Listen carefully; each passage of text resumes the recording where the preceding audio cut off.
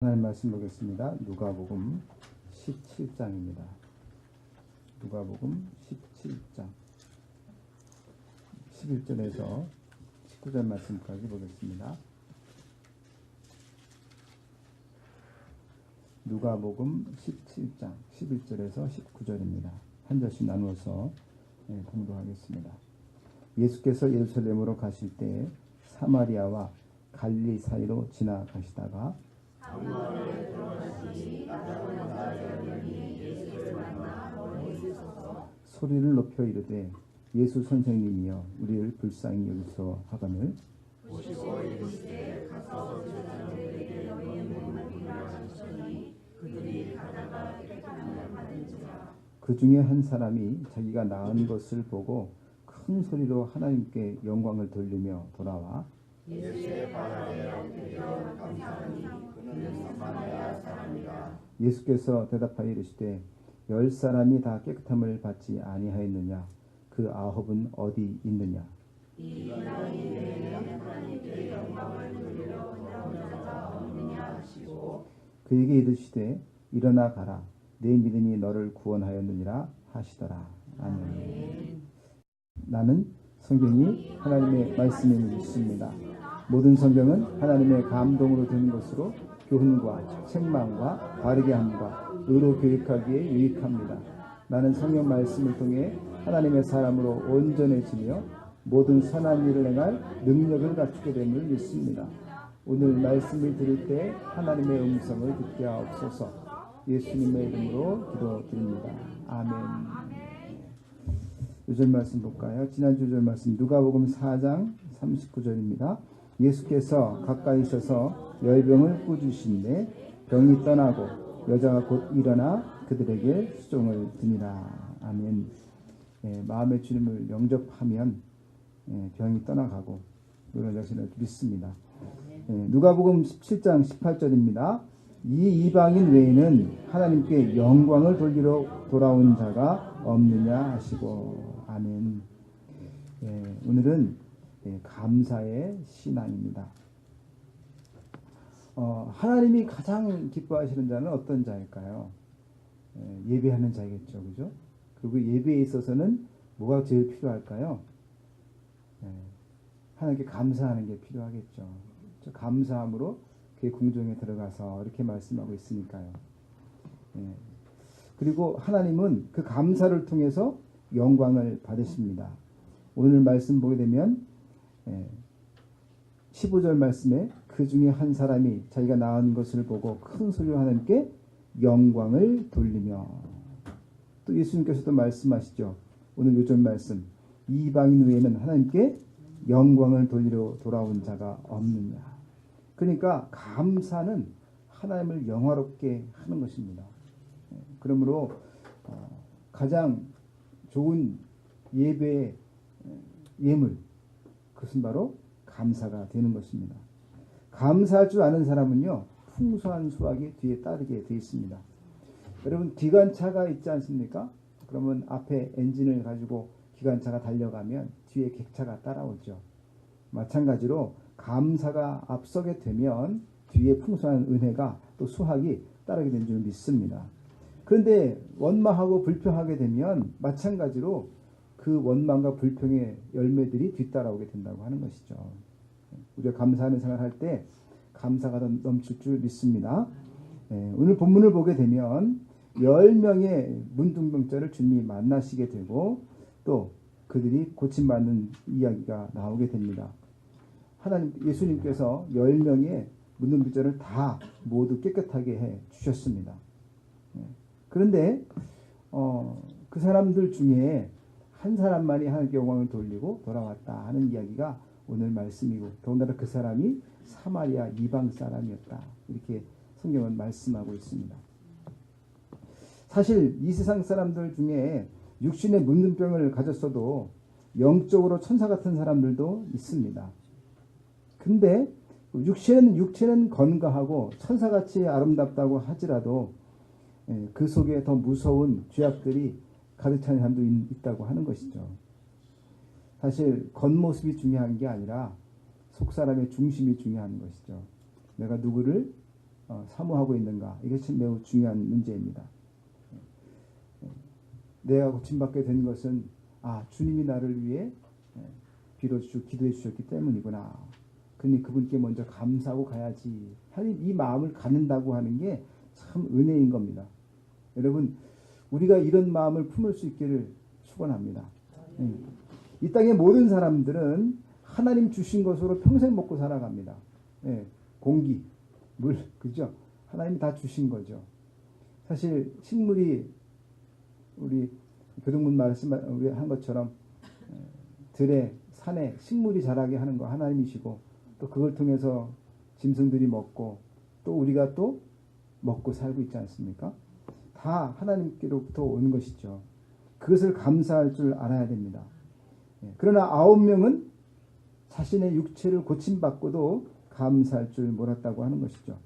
환난과 풍파와 위험이 또 여러 가지 어려운 세상이지만 하나님의 보호 가운데 살고 있다는 것을 감사해야 됩니다. 가요 목사님 나 기도 좀 부탁드립니다 하고 가정의 건강으로 또 물질적인 문제로 또 자녀의 문제로 기도 요청을 할 때 그것도 감사한 일이죠. 왜요? 교회에다 또 목사님께 기도 요청한다는 것도 믿음의 행위니까 감사하죠. 그런데 여러분 우리 집에서 기도 요청하지 않아도 된다 하는 것도 감사한 거예요. 그래 안 그래요?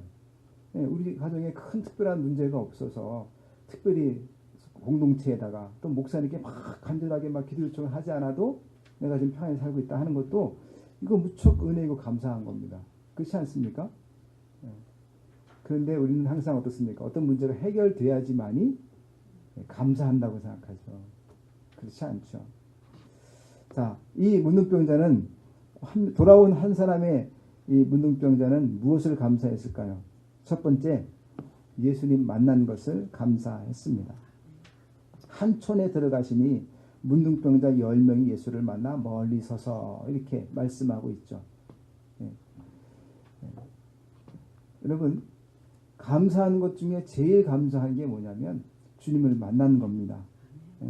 이 문둥병자는 모든 사람의 소외를 다하고 천대를 받고 자신의 자주권마저도 다 박탈당한 상태로 가족들과도 함께 살 수가 없어서 성 밖에 떨어져 살 수밖에 없었습니다.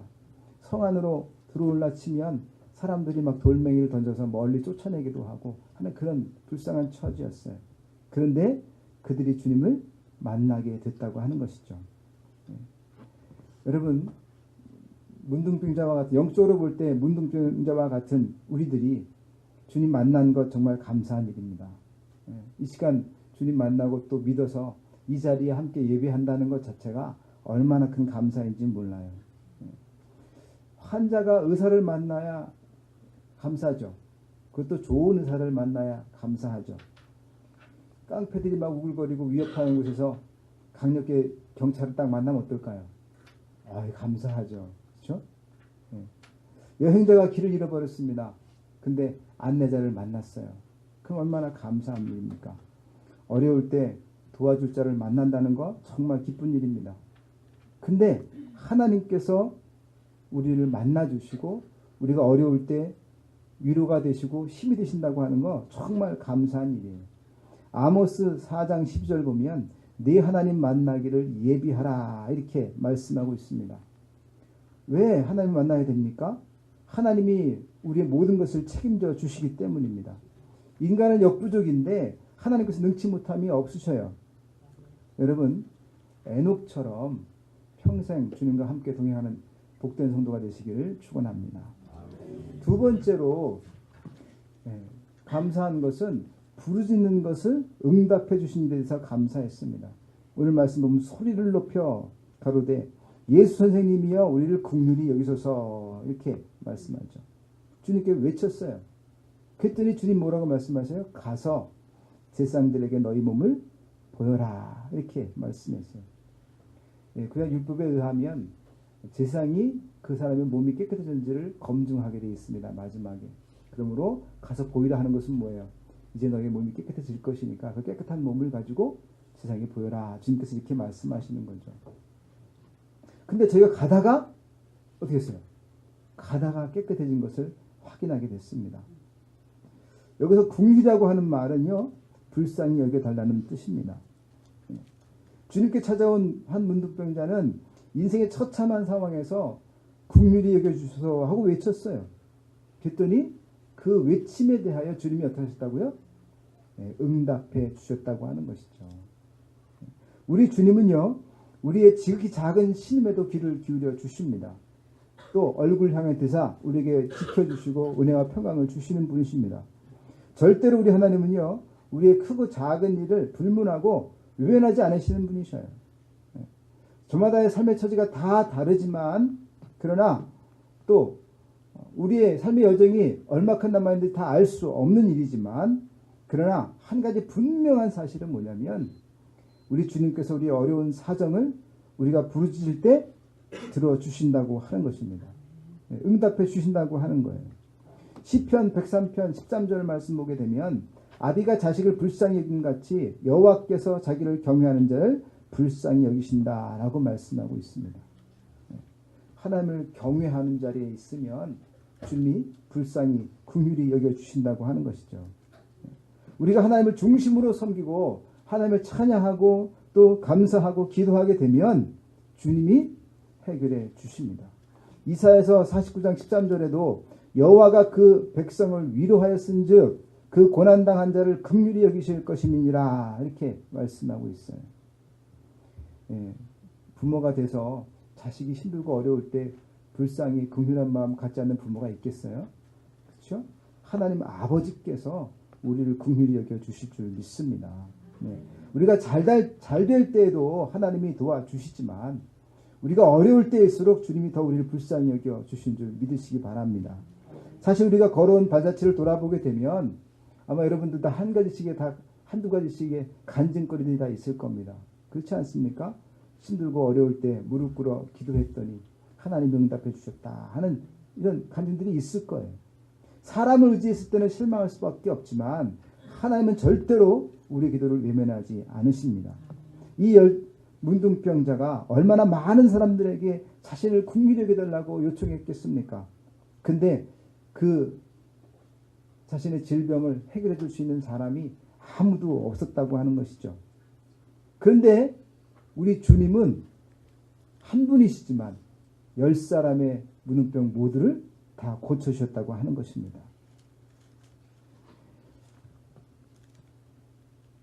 우리 하나님을 믿고 경외하고 또 하나님께 부르짖냐는 반드시 응답해 주십니다. 땅을 보고 좌절하지 말고 하나님 바라보고 위를 보며 소망 갖기를 바랍니다. 자기 실력을 보고 열등의식 갖지 말고요, 도우시는 하나님을 의지해서 담대함을 가지시기를 바랍니다. 다윗도 너는 칼과 창으로 오지만 나는 만군의 여호와 이름으로 내게 간다 하고 가지 않습니까? 그것처럼 다윗의 그 믿음을 가지고 승리할 수 있기를 축원합니다. 시편 50편 15절에 보면 환난 날에 나를 부르라, 내가 너를 건지리니 네가 나를 영화롭게 하리로다, 이렇게 말씀하고 있습니다. 하나님께 부르짖어야 응답해 주시고, 하나님께 부르짖어야 그 응답이 하나님께로 왔다고 믿으니까 하나님 영화롭게 할 수 있는 거죠. 부르짖지도 않고 그냥 가만히 있다가 뭔가 해결되면 어떻게 해요? 우연히 됐구나, 그러고는 하나님 영화롭게 하지 않습니다. 그렇지 않습니까? 그러므로 하나님께 부르짖어야 됩니다. 그러면 분명히 주님을 영화롭게 하는 때가 온다고 하는 것이죠. 또 시편 119편 153절에 나의 고난을 보시고 나를 건지소서라고 다윗도 기도하고 있습니다. 여러분, 하나님이 나의 고난을 보신다고 하는 것, 나의 처지를 살피신다고 하는 것, 큰 은혜입니다. 그렇죠? 그러므로 그것을 외면하지 않으시는 주님께 구하십시오. 그러면 응답하실 줄 믿습니다. 세 번째는 문둥병을 치료해 주신 것을 감사했습니다.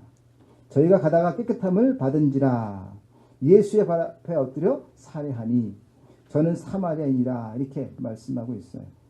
여기서 깨끗함을 받았다고 하는 것은 썩은 문둥병자의 그 자리에서 살이 다시 나고 또 문드러진 손가락도 온전해지고 발가락도 깨끗해지고 피부가 다 밝게 돌아오고, 그렇죠? 머리카락도 눈썹도 어떻게 됩니까?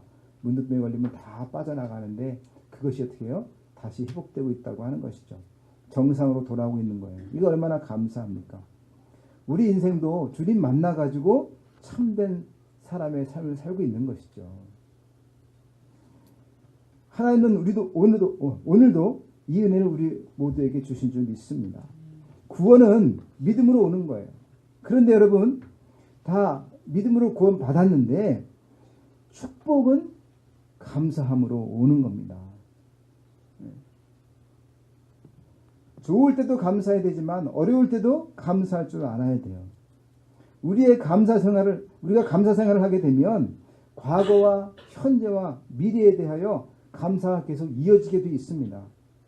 왜냐하면 과거에 감사한 일에 대하여 감사하고 현재에 대하여 또 이러한 일들에 대하여 감사하게 되면 하나님이 미래의 감사를 책임져 주신다고 하는 것이죠. 그러므로 여러분, 감사 생활을 계속해서 하시기를 바랍니다. 하나님은 은혜라는 것을 한 번 주시고 끝내주시는 분이 아니에요. 과거에 주셨습니까? 그러면 현재 주실 겁니다. 또 미래도 뭐예요? 주실 거라고 하는 것이죠. 그러므로 지금 현재 어렵다고 하더라도 뭐예요? 주실 것을 믿고 감사하는 마음이 필요한 겁니다. 그렇게 해서 감사가 넘쳐날 때 자신의 삶에 대해서도 만족할 수 있게 되는 것이죠. 그러나 원망, 불평하게 되면 얼굴빛도 변하게 되고, 그죠? 늘 우울하고 어두워지면 그 사람을 누가 또 가까이 하고 싶어 하겠습니까? 복이 들어오다가도 나가게 되는 겁니다. 그러므로 여러분, 입을 열면 감사하고, 사람 만나면 감사하고, 또 좋은 일이 생겨도 감사하지만 또 때로 힘든 일이 생겨도 감사하는 마음이 필요한 겁니다. 그럴 때 뭐예요? 하나님이 감사를 보장해 주시는 거예요.